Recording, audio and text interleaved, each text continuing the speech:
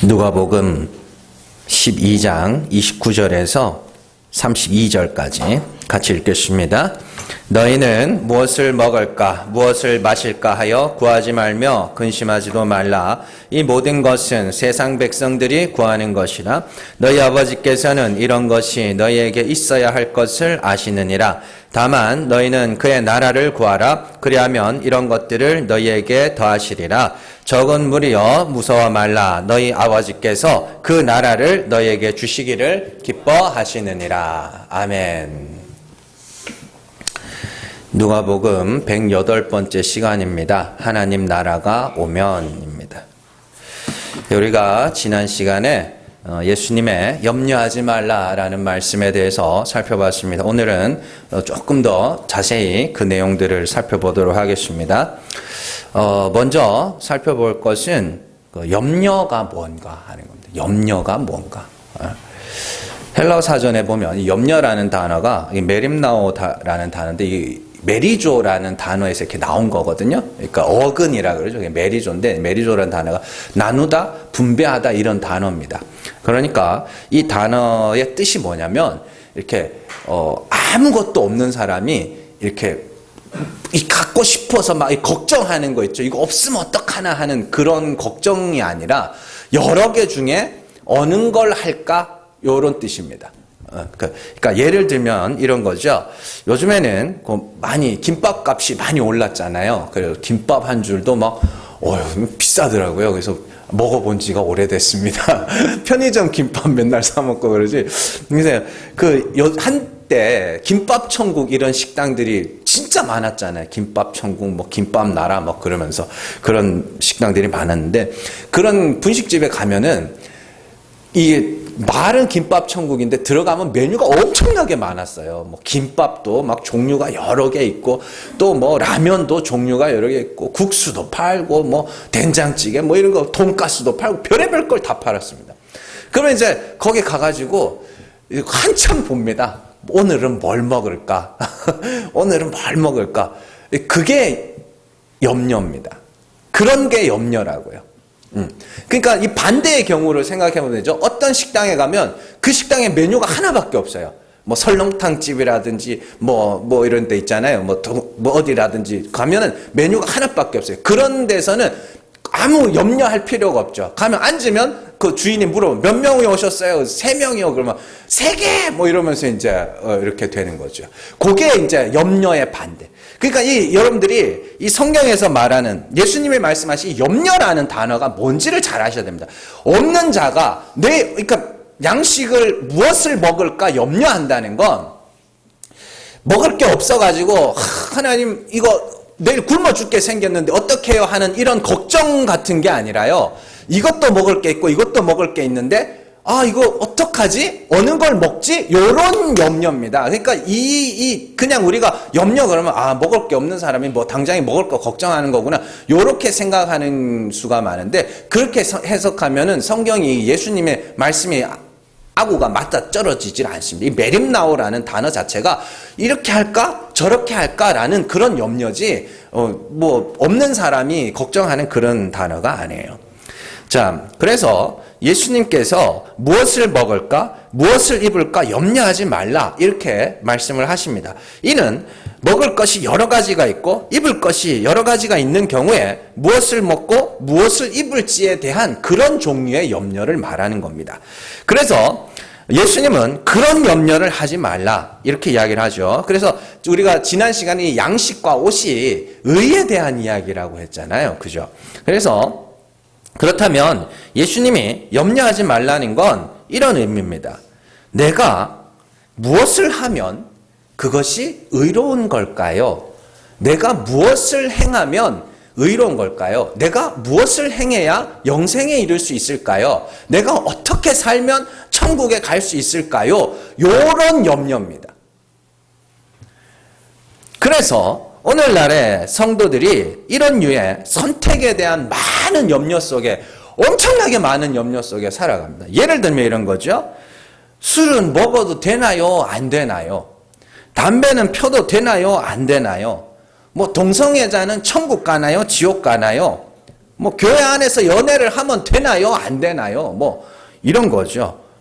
그 외에도 뭐 많죠. 교회 나오는데 옷을 어떻게 입고 나와야 되죠? 이런 것까지 뭐 그거 어떻게 해요? 교회 나올 때 무슨 옷 입고 나와야 돼요? 그거 뭐 정해줬어요? 그게? 응? 이와 같은 질문들을 끊임없이 내놓습니다. 사람들이 이런 질문을 하는 이유는 그 근본으로 가면 어느 것이 하나님 앞에서 옳은 일인가요? 라는 걸 묻고 싶은 거죠. 어느 것이 하나님 앞에서 옳은 일인가요? 그래서 만약에 누군가가 술을 먹으면 안 돼. 그건 하나님 앞에서 나쁜 거야 라고 말을 했다고 치자고요. 그 말을 듣고 어떤 사람이 그래? 그러면 오늘부터 술을 끊어야지. 끊었어요. 그러면 이제 자기는 하나님 앞에서 1점 쌓인 거예요. 그래서 담배는 피면 안 되지. 그래서 담배를 끊었어요. 그러면 또 1점이 쌓이는 거예요. 그런 염려하지 말라는 이야기입니다.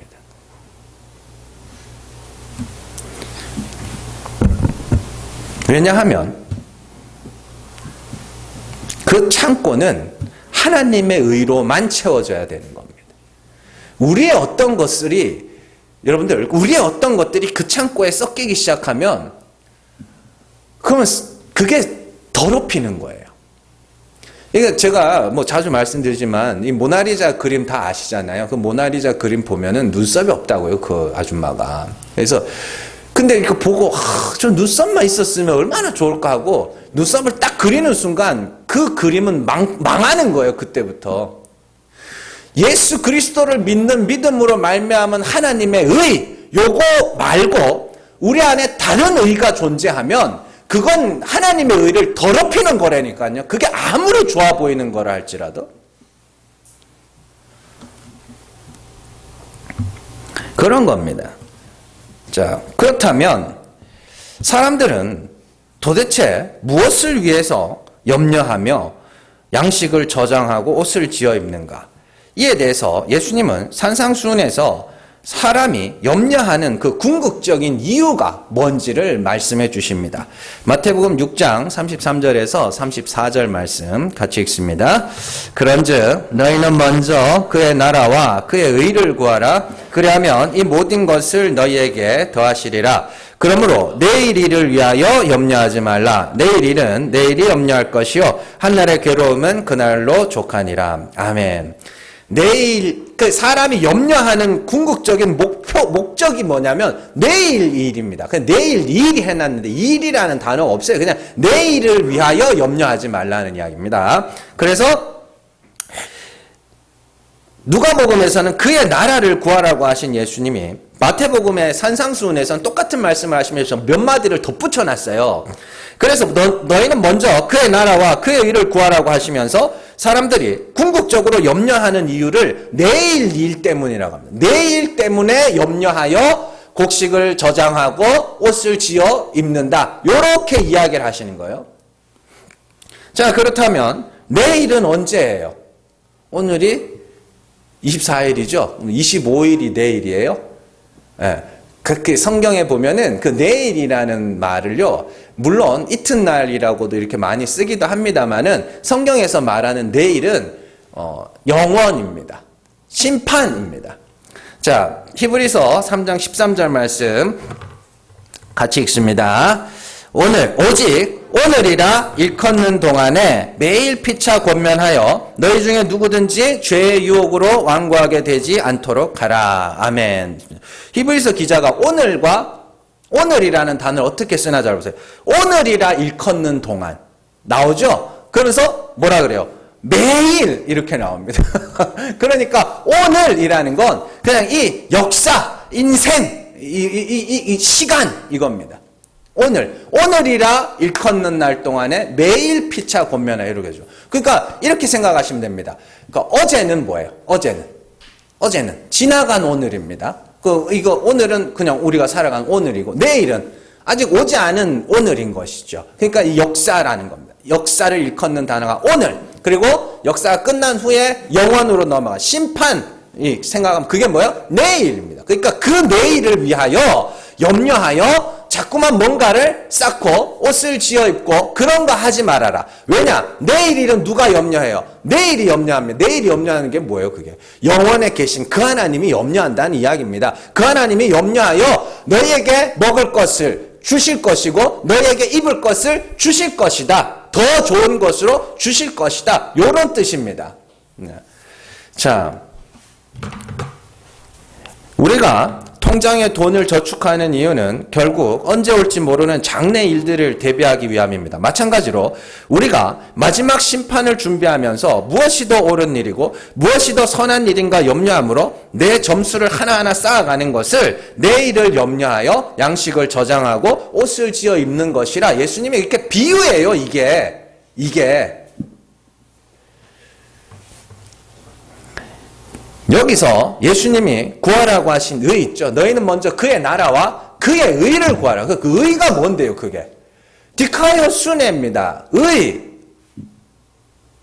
믿음으로 말미암아 의롭게 된다고 할 때 그 의라고요, 이게. 그러니까 너희가 의를 구해.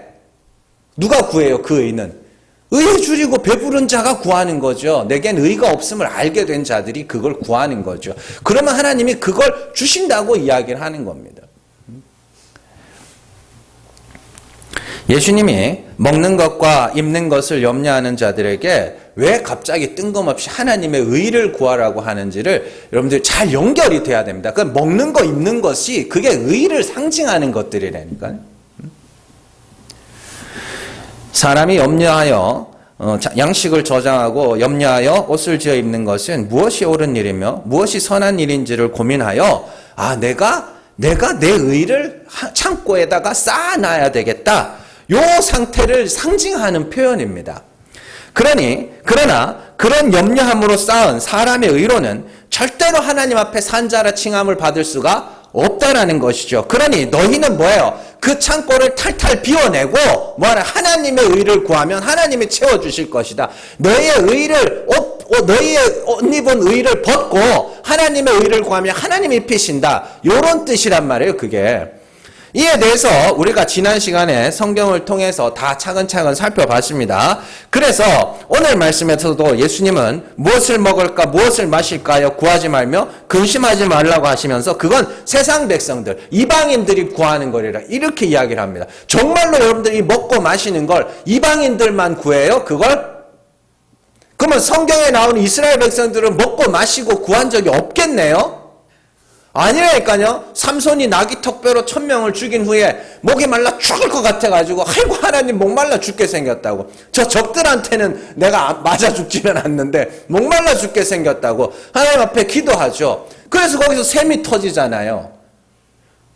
엘리사 때도 마찬가지 아닙니까? 아람 군대가 쳐들어와가지고 사마리아 성을 삥 둘러싸가지고 포위를 해가지고 먹을 게 없어요. 그러니까 어떻게 오늘은 내 새끼 잡아먹고 내일은 네 새끼 잡아먹자. 그래가지고 오늘 내 새끼 잡아먹었는데 그 다음 날은 지 새끼 잡아먹어야 되는데 이거 안 내놓네? 그래가지고 왕한테 가가지고 이거 어떡하냐고 이러고 이 처참한 상황 속에서 먹을 걸 구한다고요. 먹을 거 달라고. 그래서 하나님이 그 밤중에 마병 소리를 들게 해가지고 아람 군대 다 쫓아내고 먹게 하시잖아요. 이게 진짜로 그런 이야기겠냐고 그게. 이방인과 세상 사람들만 먹을 것과 입을 것을 구하는 게 아닙니다. 그런 내용이 아니에요. 이 의에 대한 이야기를 하나님을 알지 못하는 자들, 세상 사람. 그러니까 세상 사람 그러면 하나님을 알지 못하는 자들. 교회 안에서도 세상 사람들이 있습니다. 참 하나님을 알지 못하는 자들이 자꾸만 그걸 구한다는 거예요. 왜 그래요? 하나님이 어떠한 분인지를 알지 못하는 자들은 염려함으로 자꾸 궁금해합니다. 어떻게 하는 게 하나님 앞에 옳은 삶인가요? 어떻게 사는 게 어떤 행동이 하나님 앞에 의로운 행동인가요? 자꾸 그걸 묻는다니까요. 자꾸 물어요. 무엇이 선한 일이며 내가 무엇을 하여야 하나님 앞에 옳다 인정함을 받을 수 있는지를 자꾸 묻습니다. 그리고 거짓 선지자들은 그에 대해서 자꾸 답을 정해줘요. 옛날에 코미디 프로그램 중에 그런 게 있었죠. 애매한 거 이렇게 정답을 정해주는 사람. 그래서 친한 친구들은 뭐 친구 결혼식 갈 때 저기 부조를 얼마를 해야 됩니까? 뭐 이러면 그 사람이 어릴 때부터 몇 년 동안 사귀면 얼마 뭐 이렇게 정해줘. 교회가 그걸 하고 있어요.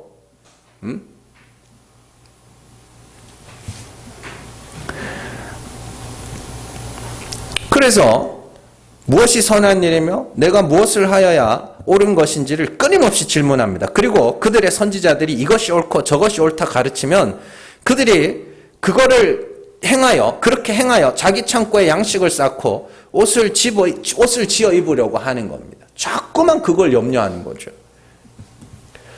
그들은 하나님을 알지 못하기 때문에 끊임없이 염려하며 먹을 것과 마실 것을 구하며 근심합니다. 그렇다면 우리가 믿는 하나님은 도대체 어떤 분인가? 우리 믿는 하나님 어떤 분이에요? 죽은 자를 살리시는 하나님이죠. 그걸 은혜의 하나님이라고. 이게 되게 중요한 겁니다. 그래서 우리 예수를 믿는다. 그걸 사도 바울이 어떻게 해요? 예수를 시인한다가 뭐라 그래요? 예수께서 죽으시고 하나님이 그를 죽은 자 가운데서 살리셨음을 믿는다 그러죠. 그러니까 하나님이 죽은 자를 살리시는 분이심을 믿어요. 그래서 그들은 스스로 산자가 되기 위하여 염려하며 많은 것들을 이렇게 저장하며 살아가는 자들과는 다른 삶을 살기 시작합니다. 그래서 하나님을 알지 못하는 사람들은 율법을 던져주면 그 율법으로 그들은 어떻게든지 스스로 옳은 자, 스스로 의로운 자, 스스로 거룩한 자가 되려고 합니다. 그러니까 염려가 끊이지 않아요. 질문이 끊이지 않아요.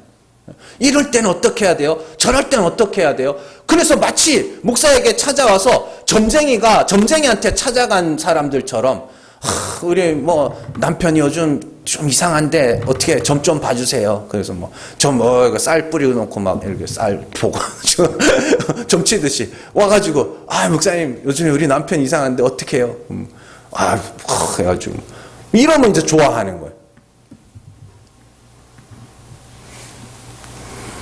그래서 그들은 율법을 더 세분화하고 확장해서 더 많은 법을 만들어요. 더 많은 법을 만들잖아요. 실제로. 그러나 율법 아래에서 스스로 산자가 되기 위해서는 모든 계명을 항상 지켜야 합니다. 율법 아래서는 적당히가 없어요. 하나님은 완전하시며 또 완전히 지켜내지 않으시면 그건 지키지 않은 것과 같다고 말씀을 하시는 분입니다. 갈라디아서 3장 10절 말씀 같이 읽습니다. 무릇 율법 행위에 속한 자들은 저주 아래에 있나니 기록된 바 누구든지 율법책에 기록된 대로 모든 일을 항상 행하지 아니하는 자는 저주 아래에 있는 자라 하였음이라. 아멘. 이렇게 율법 아래에서 자기 행위로 의롭고자 하는 자들은 저주를 받을 수밖에 없다는 이야기입니다. 한동안 제가 우리 애들한테 장난했는데 이제 애들이 아버지를 무서워하니까 장난이 장난 같지 않았겠죠. 제가 그랬어요. 100점 아니면 다 빵점이야. 그랬어요. 그랬더니 애들이 95점 뭐 이렇게 받아와도 뭐 그렇게 별로 안 내요. 그러다가 이제 한 번씩 100점 받으면 이제 갖고 오는 거야. 100점 받았다고. 그랬는데 하나님이 지금 그렇게 이야기를 하고 있는 거예요. 율법 아래에 있는 자들에게 완전히 지키는 거 아니면 다 어긴 거야. 그렇게 말씀을 하시는 겁니다. 제 이야기가 아니잖아요. 그렇기 때문에 애초에 율법 아래에서 산자가 되는 것은 불가능한 일입니다. 그런데도 불구하고 사람들이 그래도 하나님이 이 정도는 인정해 주시지 않을까? 그래도 하나님이 이 정도는 인정해 주시지 않을까? 그러면서 염려를 그치지를 못하는 거죠. 그래서 참 하나님을 알지 못하여 율법 아래에 있는 세상 사람들은 끊임없이 염려하여 자기의 행위를 차곡차곡 아직도 쌓아가고 있는 겁니다. 그래서 모든 종교에는 뭐가 있어요? 모든 종교에 존재하는 거. 탑. 자꾸 뭘 쌓아가죠. 그래서 산에도 저기 충북 괴산인가? 하여튼 제가 어디 그쪽으로 수련회 간 적이 있었습니다. 그래서 거기 이제 무슨 계곡이 있어가지고 계곡을 놀러 가는데 막 돌탑을요. 진짜 막 저기 어떻게 올라갔나 싶을 정도로 한 3m는 되는 것 같아요. 그걸 몇 개를 세워놨어요. 그 위에다가 돌. 왜 그거 쌓고 있어요? 왜? 그게 바벨탑 쌓기라니까요. 그게 교회 안에서도 일어나고 있잖아요.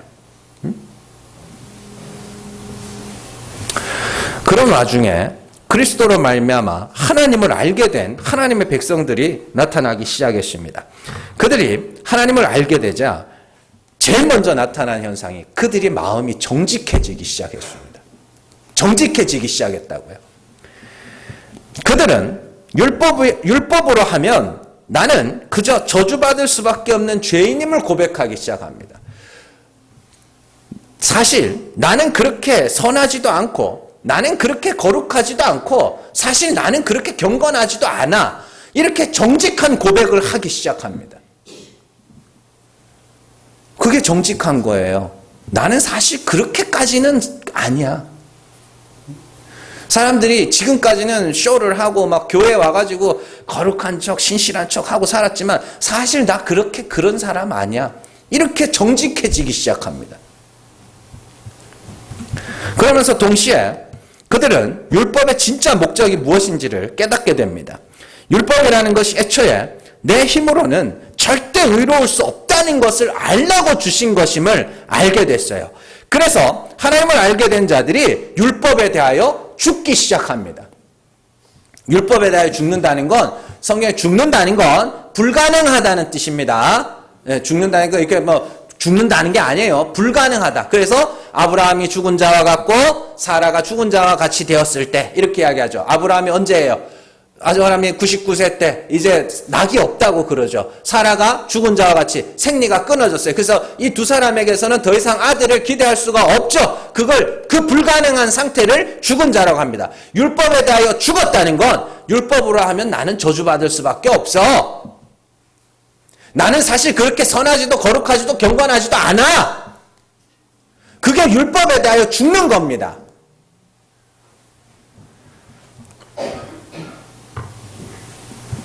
하나님을 알지 못할 때에는 법 아래에서 어떻게든지 내가 의로운 삶을 살아야 되겠다고 생각해서 죄는 감추고 의는 쌓아가고 드러내며 살았는데 하나님이 죽은 자를 살리시는 분이심을 알게 되자 이것들이 다 의미가 없어지는 거예요. 그동안 쌓아온 것들이 아무런 의미가 없어지는 거예요. 그러면서 나는 하나님이 불쌍히 여기주셔야 겨우 구원받는 자지라는 그 자리로 가게 되는 겁니다. 로마서 7장 9절에서 10절 말씀 같이 읽습니다. 전에 율법을 깨닫지 못했을 때에는 내가 살았더니 계명의 이름에 죄는 살아나고 나는 죽었도다. 생명에 이르게 할 그 계명이 내게 대하여 도리어 사망에 이르게 하는 것이 되었도다. 아멘. 잘 보시면 율법을 깨닫지 못했을 때에는 내가 뭐 했다 그래요? 내가 살았고 어떻게 해요? 죄는 죽었다고 이야기합니다. 그러나 계명이 이름에 계명이 완성됐다는 뜻이에요. 계명이 완성되자 어떻게 됐다 그래요? 갑자기 죄가 살아나더라는 거예요. 내 안에서. 그리고 내가 어떻게 됐다고요? 내가 죽었다고 이야기합니다. 그래서 생명에 이르게 할 그 계명 그게 뭐예요? 예전에 율법을 깨닫지 못했을 때는 율법 열심히 지켜서 내가 산 자가 돼야지 그걸 생명에 이르게 할 계명이라고 합니다. 그 계명이 도리어 어떻게 해요? 나를 죽이더라. 내 죄를 밝혀내어 나를 죽게 만들더라. 그래서 이 말씀 뒤에 그런즉 율법은 선하고 거룩하다 이렇게 나옵니다. 나를 죽이는 율법이. 내가 죽어야 뭘 구해요? 하나님의 긍휼을 구할 거 아닙니까? 이는 교리적으로 설명하기보다 바울의 삶을 되돌아보면 조금 더 이해하기가 쉽습니다. 율법을 깨닫기 이전에 바울의 삶이 어땠어요? 율법에 열심히 있었던 사람이죠. 율법으로는 흠이 없는 자라 자부할 만큼 율법에 열심히 있었던 사람이죠. 그러다가 어떻게 해요? 율법을 깨닫고 납니다. 깨닫자 어떻게 됐어요? 내가 죄인 중에 괴수입니다. 이 자리로 가는 겁니다. 그게 율법에 대하여 죽는 거예요. 그래서 율법에 대하여 죽으면 그게 하나님에 대하여 사는 거라고 이야기를 합니다. 갈라디아서 2장 19절 말씀 같이 읽습니다. 내가 율법으로 말미암아 율법에 대하여 죽었나니 이는 하나님에 대하여 살려 함이라. 아멘. 자, 이 말씀에서 중요한 게 율법으로 말미암아 율법에 대하여 죽었다는 말입니다. 이게 뭔 말이에요? 율법을 통하여 내가 죄인으로 드러나자 하나님의 긍휼만을 구하는 율법에 대하여 죽은 자가 돼버리되는, 그게 율법으로 말미암아 율법. 그게 율법의 기능이에요. 여러분들은 그냥 율법의 행위로는 구원이 이룰 수 없지, 여기서 멈추면 안 되고, 여러분들 그 율법으로 말미암아 반드시 죽음을 경험해야 됩니다. 행위로는 구원 못 받지, 그게 아니라니까요. 그 수준이 아니라니까요. 그게 아니라 율법을 통하여 우리는 나 죄인이네, 나 저주받을 수밖에 없는 죄인이네, 이걸 꼭 경험을 하셔야 됩니다. 하나님을 알지 못하는 세상 사람들, 이방인들은 내가 무엇을 해야 영생에 이를까를 염려합니다. 그러나 하나님을 아는 하나님의 백성들은 내가 어떤 삶을 살건 하나님의 긍휼하심이 아니면 나는 죽어야 할 자임을 알아요. 이 차이입니다. 내가 무엇을 해야 영생에 이를까? 이건 내가 지금 가능성이 있다는 거죠. 그렇죠. 그러니까 아브라함이 아들을 낳으려고 했어요? 하갈에게 가서 자기가 육체로 낳은 아들이라고 그러잖아요. 이스마엘을. 그죠? 그 하갈에게 가서 자기 힘으로 낳은 아들. 그건 하나님이 어떻게 하라 그래요? 버리라고 그럽니다. 그 상태가 염려의 상태라니까요. 내가 어떻게 해야 영생에 이를 수 있을까? 그게 아니라 하나님, 나는 죽은 죄인이오니 하나님 불쌍히 여겨주셔야 구원에 이를 수 있습니다. 라는 것이 구원의 주도권이 누구에게 넘어가는 거야? 나에게서 하나님에게로 넘어가는 겁니다. 하나님은 그들을 구원하신다고요.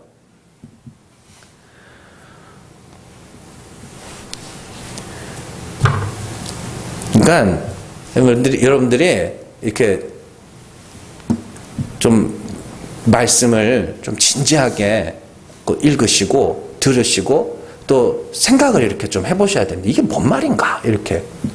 물론 하나님이 이렇게 귀를 열어 주셔야 들립니다. 정말로 그랬어요. 제가 지금 이렇게 개척하고 8년 이렇게 오고 있지만 진짜로 하나님이 저는 잘 설명을 해드리면 그게 귀에 들릴 줄 알았거든요. 근데 제가 이제 알았다, 이제 깨달았다 이런 말을 들은 적이 한두 번이 아닙니다. 근데 여러분들이 진짜로 성령께서 귀를 열어주셔서 이 말씀이 여러분들 안에 깨달아지기를 바랍니다. 자, 그렇다면 오늘 말씀에서 우리가 예수님이 말씀하시는 하나님의 나라를 구하라는 말이 무엇이냐, 그리고 하나님은 그의 나라를 주시기를 기뻐한다, 이 말이 도대체 무엇이냐. 그냥 천국 가게 해주세요, 그것도 맞는 말인데 단순히 그런 이야기는 아니란 말이에요. 그래서 우리가 그 하나님의 나라에 대해서 한번 살펴보려고 합니다. 자, 하나님의 나라가 뭐라 그랬어요? 지난 시간. 하나님의 통치, 하나님의 다스림을 하나님의 나라라고 합니다. 그러니까 나라는 공간적인 개념이십니다. 영원한 하나님 나라, 새하늘과 새 땅. 그게 뭐예요? 하나님 나라, 공간적인 배경이죠. 그리고 나라를 구성하는 요소가 또 뭐 있어요? 통치권, 주도권이죠. 주권이죠. 그래서 그걸 하나님의 통치라고도 이야기를 합니다. 그리고 나라를 구성하는 요소가 백성이죠. 백성. 그래서 우리를 뭐라 그래요? 하나님의 나라라고도 이야기를 합니다. 그러니까 이걸 잘 생각을 하셔야 됩니다. 그래서 특별히 오늘 말씀에서 예수님이 강조하신 하나님의 나라는 하나님의 통치를 이야기를 하는 것이죠. 그리고 우리가 지난 시간에 하나님의 통치가 어떤 일을 하는지 요한계시록의 말씀을 통해서 한번 살펴봤습니다. 다시 한번 읽어볼게요. 자, 요한계시록 19장 6절에서 8절 말씀입니다. 같이 읽습니다. 또 내가 들으니 무리의 음성과도 같고 많은 물소리와도 같고 큰 우레소리와도 같은 소리로 이르되 할렐루야, 주 우리 하나님 곧 전능하신 이가 통치하시도다. 우리가 즐거워하고 크게 기뻐하며 그에게 영광을 돌리세. 어린 양의 혼인기약이 이르렀고 그의 아내가 자신을 준비하였으므로 그에게 빛나고 깨끗한 세마포 옷을 입도록 허락하셨으니 이 세마포 옷은 성도들의 옳은 행실이로다 하더라. 아멘. 하나님의 통치하심으로 말미암아 그리스도의 신부가 자신을 준비하였다. 그렇죠? 그리고 빛나고 깨끗한 세마포 옷을 입기 위한 준비가 뭐라 그랬어요? 그 전에 입고 있던 옷을 벗는 것이라 그랬습니다. 자, 그런데 왜 하나님이 통치하셔서 신부를 준비시키는가? 왜 하나님이 통치하셔서 신부를 준비시키는 걸까요?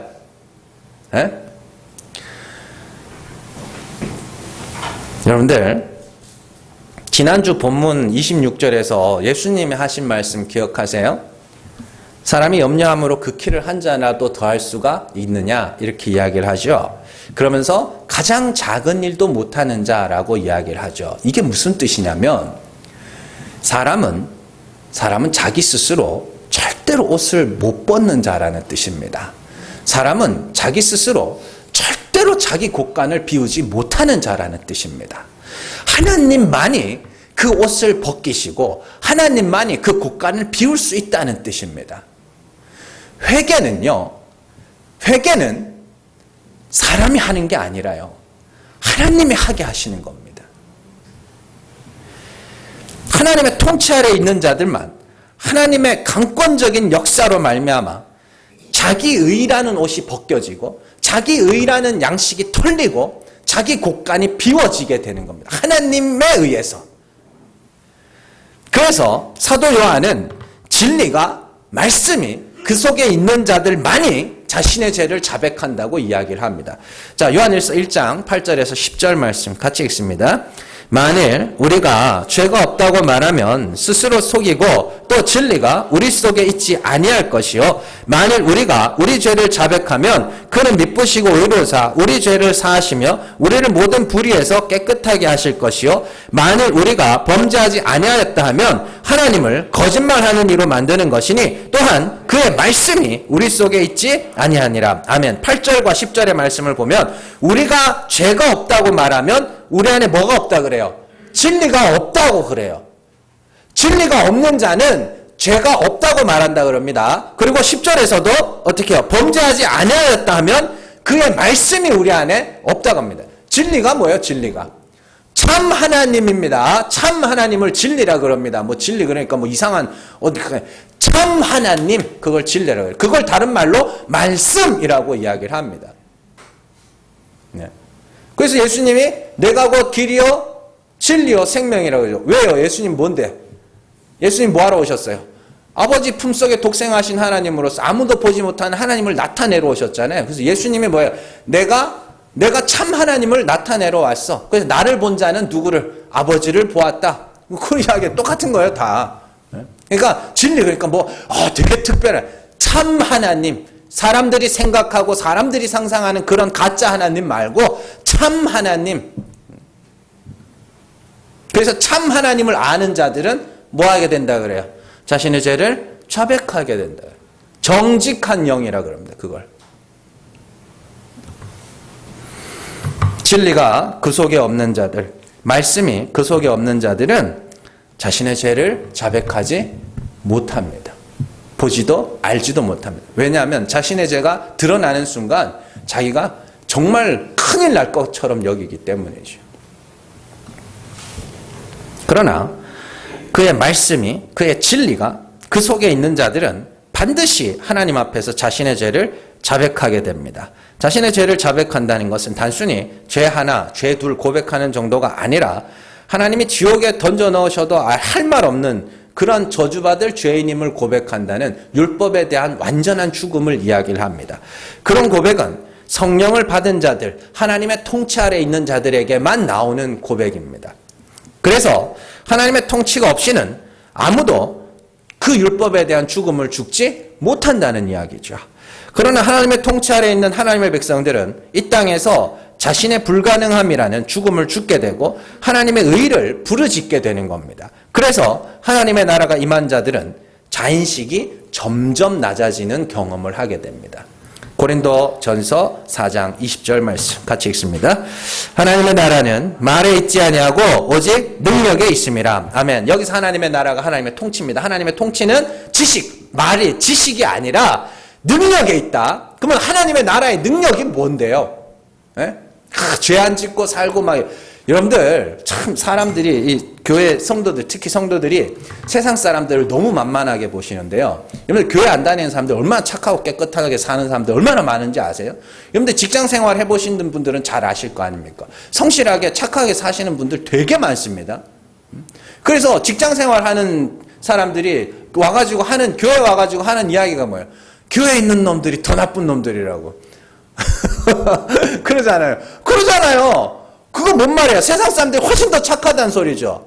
다 단순하게 착하게 사는 게 하나님 나라의 능력이면 그 사람들이 하나님의 나라의 능력을 맛보고 있는 겁니다. 그게 아니에요. 하나님 나라의 능력은 내 죄를 다 까발려내는 것이 하나님 나라의 능력입니다. 그래서 나는 진짜 죽어야 될 죄인이구나라는 걸 깨닫게 하시는 게 하나님 나라의 능력이라. 바울이 그걸 경험을 했다니까요, 자기가. 자, 고린도전서 4장 10절에서 13절 말씀 같이 읽습니다. 우리는 그리스도 때문에 어리석으나 너희는 그리스도 안에서 지혜롭고, 우리는 약하나 너희는 강하고, 너희는 존귀하나 우리는 비천하여 바로 이 시각까지 우리가 줄이고 목마르며 헐벗고 매맞으며 정처가 없고 또 수고하여 친히 손으로 일을 하며 모욕을 당한 즉 축복하고 박해를 당한 즉 참고 비방을 받은 즉 권면하니 우리가 지금까지 세상에 더러운 것과 만물의 찌꺼기같이 되었도다. 아멘. 이게 하나님 나라의 능력입니다. 이 말씀에서 잘 보시면 바울이 우리와 너희를 비교하고 있죠. 그래서 사도 바울이 아까 전에 읽은 말씀이 고린도 전서 4장 20절이고 방금 읽은 말씀이 그 바로 위에 나오는 겁니다. 연결되는 말씀이에요. 그래서 하나님 나라의 능력이 뭔지를 말하는 거예요. 그래서 바울이 우리는 하나님 나라의 능력을 경험하고 있는 우리는 그리스도 때문에 점점 어리석어가고, 어리석다는 건 나는 하나님의 은혜가 아니면 죽어야 될 죄인이야. 이거 나는 예수 아니면 그것밖에 모르는 자, 하나밖에 모르는 자, 어리석은 자입니다. 그래서 너희는 지혜롭다 그럽니다. 너희는 지혜로운 게 뭐예요? 나는 이렇게 살고 이땐 이렇게 살고 저럴 땐 저렇게 살고 그게 지혜로운 거 아닙니까? 응? 너희는 그리스도 안에서 점점 지혜롭고 우리는 그리스도 안에서 점점 약해지고 너희는 점점 강해지고 우리는 점점 비천해지고 너희는 점점 존귀해진다. 그러면서 물어요. 너희가 진짜 하나님 나라의 능력을 경험하고 있는 자가 맞냐? 나는 예수를 믿으면 믿을수록 성령이 내 안에서 역사하면 역사할수록 하나님의 복음을 증거하면 증거할수록 신앙의 연수가 더하면 더해질수록 야 나는 진짜 예수 아니면 안 되는 자구나를 배워가는데 어떻게 너희는 그렇게 점점 잘 나가니? 어떻게 그렇게 자랑할 게 많아져? 그 이야기를 하는 거예요. 이거 우리 이야기입니다, 여러분들.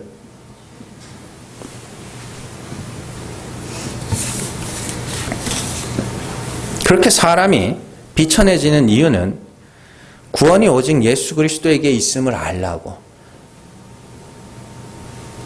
너희는 예수 아니면 아무것도 아님을 알라고 하나님 나라의 능력이 여러분들 안에서 나타나는 거예요. 그러니까 여러분들 하나님의 능력이 나타나면 자꾸만 내가 이것밖에 안 되는구나. 이게 진짜로 깨달아져야 되는 거예요. 그 하나님의 나라의 능력을 경험하는 거예요, 그게. 그 과정에서 우리의 삶이 변화하기도 하고 성격이 조금씩 죽어가기도 하고 외적으로 나타나는 변화도 있습니다만은 진짜 중요한 거는 내가 나 자신을 어떻게 인식해 가는가. 그것이 하나님 나라의 능력이 여러분들 안에서 나타날 때 나타나는 현상이라니까요.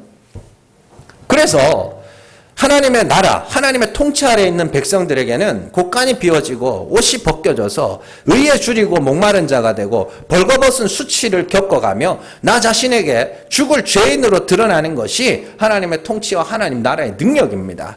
그 능력을 경험하고 있는가? 내가 정말로 아직까지도 꽤나 깨끗하고 신실하고 거룩한 자로 보이는가? 그건 아직도 하나님의 나라의 능력을 맛보지 못한 거예요. 정말 자랑할 게 예수밖에 없어서 어딜 가도 예수 그리스도의 십자가만 말하는 자들, 십자가가 아니면 들리지도 않아. 그게 하나님 나라의 능력을 맛보는 자들입니다. 예수 아니면 안 되지, 예수 아니면 안 되지 이렇게요. 하나님 나라의 능력 아래 있는 자들은 점점 더 비천해지고 약해져야 됩니다. 그래서 의지할 것이 예수밖에 없고 자랑할 것이 예수밖에 없고 찬송할 것이 예수밖에 없고 그 아들을 내어주신 하나님이 너무 감사한 거예요. 그래서 이것저것을 하는 거예요. 그걸 은혜로 일한다고 하는 겁니다. 고린도서 1장 9절에서 10절 말씀 같이 읽습니다. 우리는 우리 자신이 사형 선고를 받은 줄 알았으니 이는 우리로 자기를 의지하지 말고 오직 죽은 자를 다시 살리시는 하나님만 의지하게 하심이라. 아멘. 사도 바울이 자기 자신을 어떤 사람이라 그래요?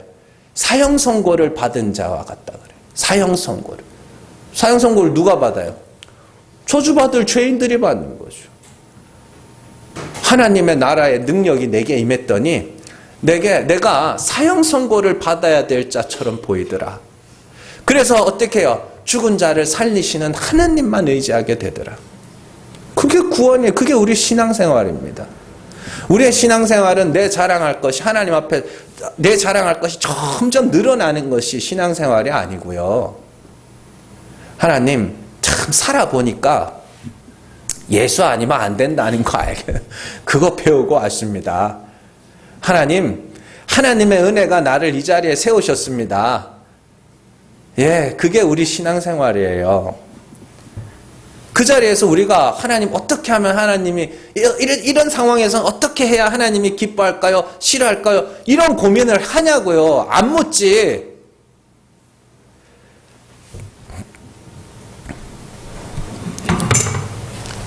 여러분들, 인간은 스스로 죽지도 못하고 스스로 살지도 못하는 자들입니다. 우리는 스스로 회개하지도 못하고 그렇다고 스스로 의에 이르지도 못하는 자들이며 우리는 스스로 낮아질 수도 없고 스스로 높아질 수도 없는 자들입니다. 그러니 예수님이 뭐라 그래요? 하나님의 통치를 구해라.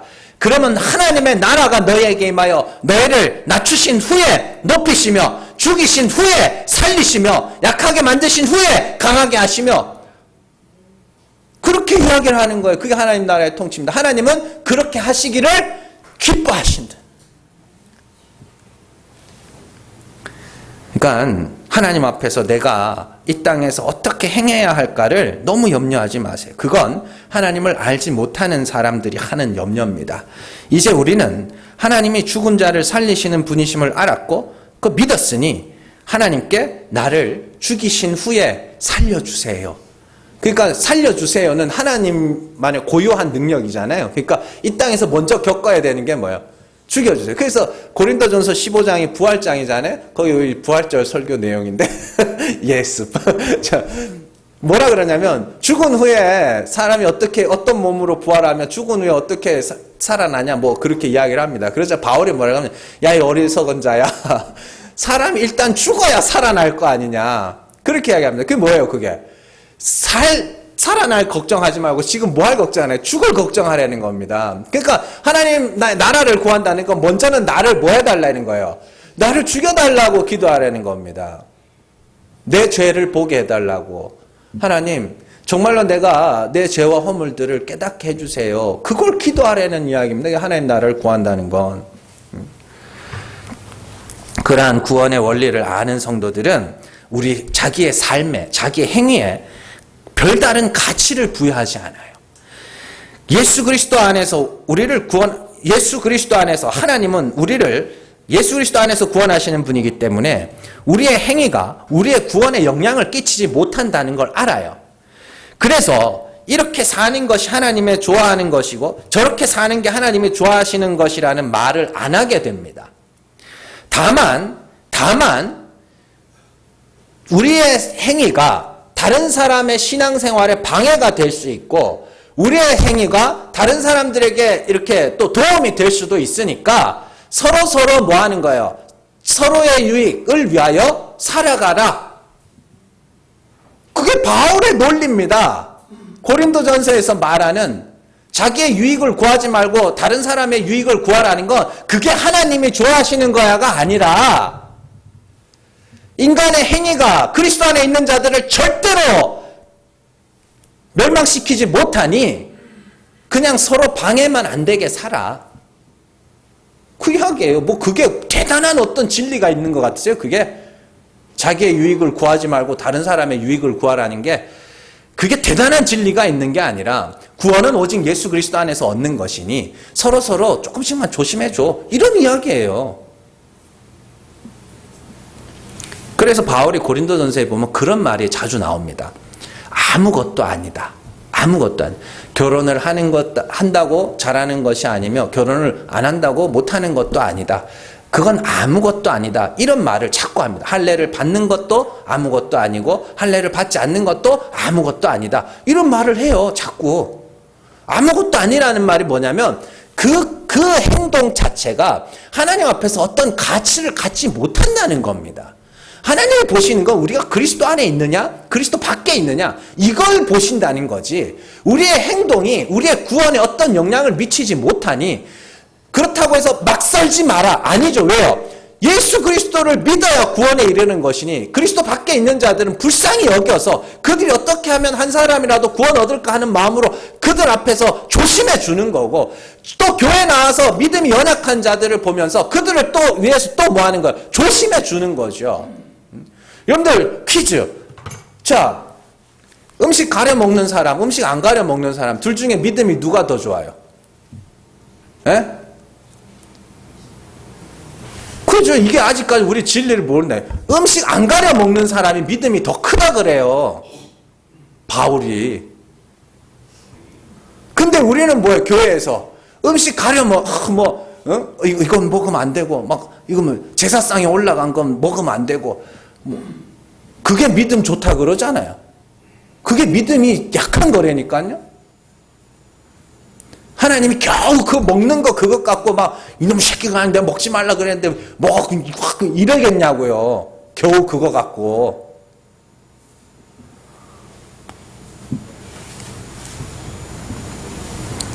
그리스도 안에 있는 자가 구원을 얻습니다. 그럼 누가 그리스도 안에 있는 자예요? 이게 제일 중요한 겁니다. 누가 그리스도 안에 있는 자? 그리스도와 함께 율법에 대하여 죽은 자들. 그리스도와 함께 죽은 자들. 그리스도께서 저주를 받아 죽으셨잖아요. 십자가에서 내 죄와 허물을 지시고 저주를 받아 죽으셨잖아요. 그래서 그 저주가 내 저주임을 아는 자들.